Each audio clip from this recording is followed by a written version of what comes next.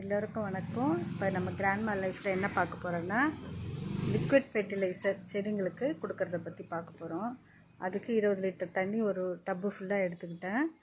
ஏற்கனவே 2.5 லிட்டர் தயிர் தண்ணி சேர்த்து ஒரு கேனில் ஊற்றி ஒரு 10 நாள் ஆகுது, புளிச்சு இருக்குது.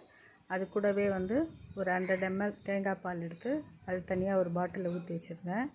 இது எல்லாத்தையும் மிக்ஸ் பண்ணிவிட்டு ஒரு பஞ்சகாபியம் ஒரு 50 ml சேர்த்து இதெல்லாம் நான் இதை மாதிரி தான் உரங்களை போடுவேன். இந்த மாதிரி லிக்விட் ஃபெர்டிலைசர் அப்பப்போ கொடுத்துட்ருப்பேன். அப்போ தான் நல்லா பூக்கும், காய் வரும்.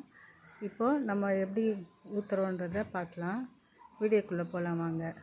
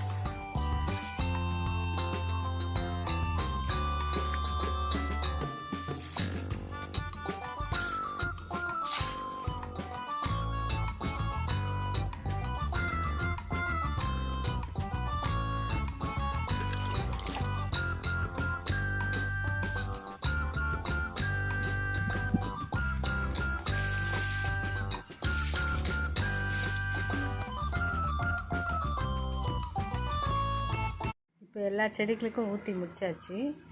செடிங்களை காமிக்கிறேன் பாருங்கள். எல்லா செடிகளுக்கும் இலை வழியாக, வேர் வழியாக எல்லாம் ஊற்றியாச்சு. இப்போ எல்லா செடிக்கும் ஊற்றி முடிச்சிட்டேன். எல்லா செடிகளுக்கும் வேர் மூலியமாகவும் இலை மூலியமாகவும் எல்லாம் தெளித்து விட்டாச்சு. பாருங்கள், மாமரம், கொய்யா மரம், நெல்லி மரம், இட்லி பூன்னு சொல்லுவாங்க இல்லையா, ரெட் கலர் பூ, அதுக்கு எல்லாம் போட்டாச்சு. சுற்றி தெளித்து விட்டுட்டு இப்போ தொட்டிங்களுக்கும் நான் போட்டுருக்கேன். பாருங்கள், ரோஸ் செடி பாருங்கள், இலையிலெல்லாம் தெளித்து விட்டுருக்கேன்.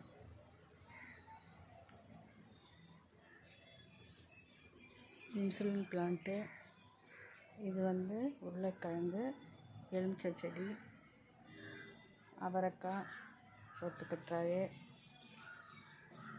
எல்லாத்துக்குமே போட்டிருக்கேன். மதுமதி பிளான்ட்டு, பாரிஜாதம், இது காராமணி, பீன்ஸு, எல்லா செடிக்கும் போட்டாச்சு. இந்த வீடியோ உங்களுக்கு பிடிச்சிருந்தா லைக் பண்ணுங்கள், சப்ஸ்கிரைப் பண்ணுங்கள்.